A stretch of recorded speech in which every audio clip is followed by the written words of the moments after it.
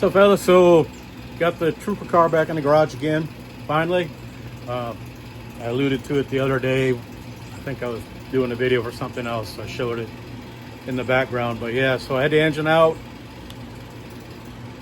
changed the heads, changed all the hardware on the flywheel. Got good hardware in it now.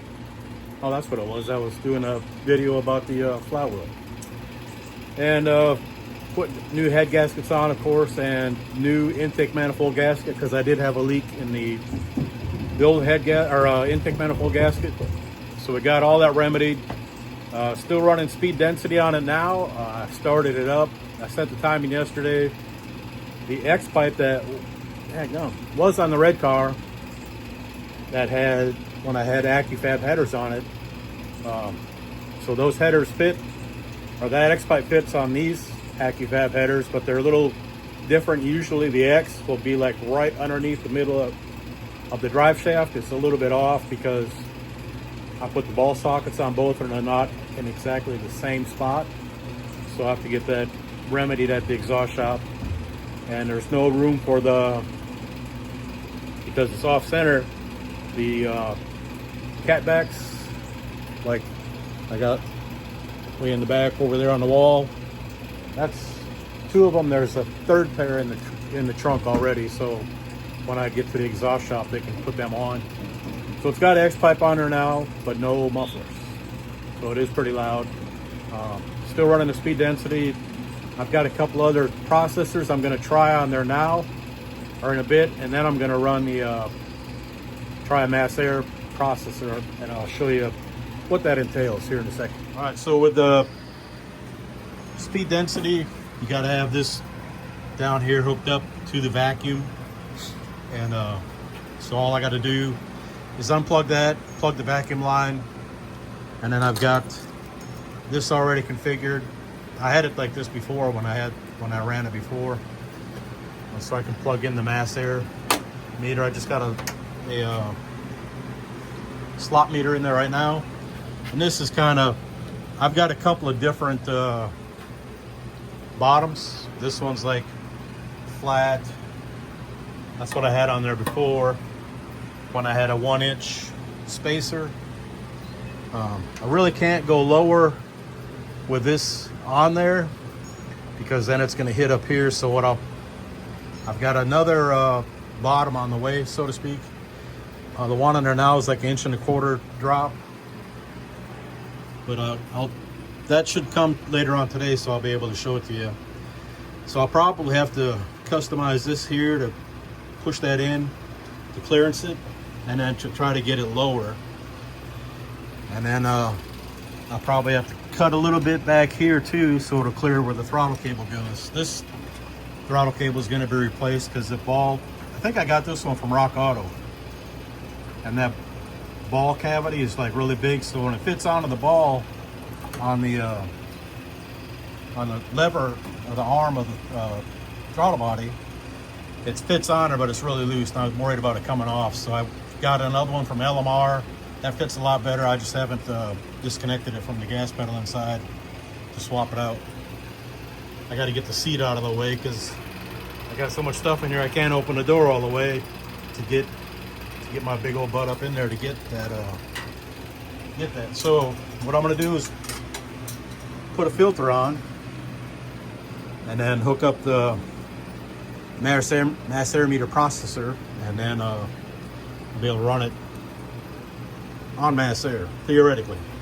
But first, let me get the battery hooked up and we'll start it with the speed density. We'll see if we can get this turd fired up.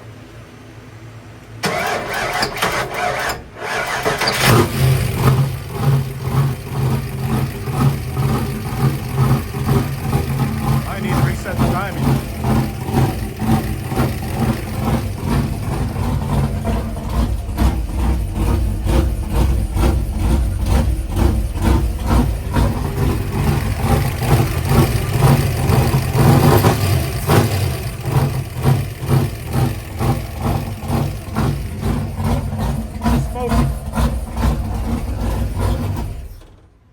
That's speed density. Obviously it's got a little rich. But that's the one processor, same processor I ran last time I started it, and it was rich too. So I've got 2 more speed density processor. Actually, I think I got like 3 or 4, but I've got 2 that are the VM1 or VR1, and then I've got a DB1, which is what I ran before, but it runs, but it's just not good. The VM1 and VR1 seems to run a lot better, even with a chip in it. So I'll try those 2, see if they're the same, see if I still get a lot of smoke out of it. And then I've got the an A9L there I can plug in.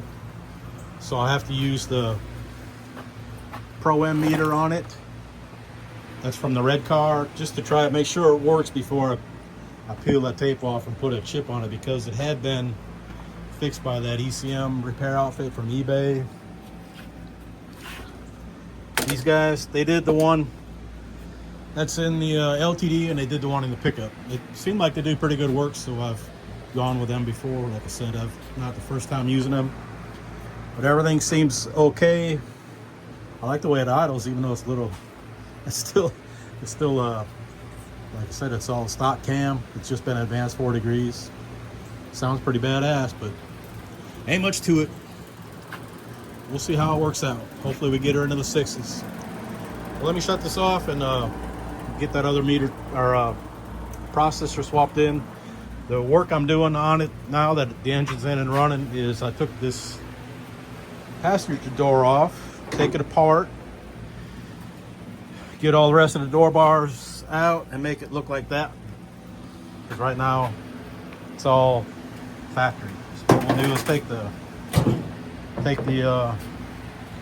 glass out, take the window mechanism out, and make the window mechanism lighter, but still make it functional. Everything will still be on there. I'll be able to put the door panels on, so everything will look from the outside look like it's just stock, but it'll still retain all the functionality and all that. So that's what we're going to do next. Looks like the weather's not going to cooperate for the next few days, so maybe I'll be able to clean a little bit in the garage over the course of the next week or so. I appreciate y'all later. Obviously this is not the final product, but I just got it mocked up like this to see if it'll work, and we're gonna give it a try. And before I forget, shout out to Lance for giving me that. This is what I had on there, and I tightened these things. I mean, I put the heave hoe on them, they were still leaking. So in our group text, I asked if anybody knew what time Rubber Specialty opens, because they didn't have it on their website, their hours. Lance had a big bucket full of these different fittings and hoses and stuff. And he said he'd hook me up, so I gave him what I needed, and he made it happen. So appreciate him. Saved me some money at Rubber Specialties, and it works just fine, no leaking. So let's see what this does. Hopefully this will work. This is definitely not the final product, because that thing's wobbly. It's getting air out everywhere.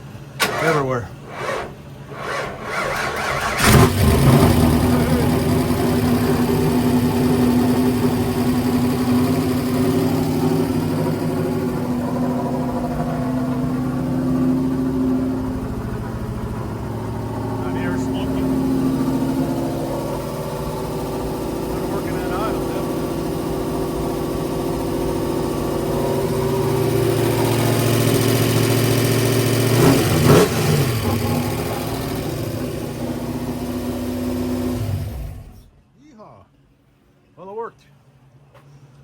So, obviously not the final product. The final product for at the track will have 2 slot meters, one off each snout, and then we'll run those bell mounts, one out of each side, and we'll see what we can make happen. But right now, I just wanted to see if it would work this way, and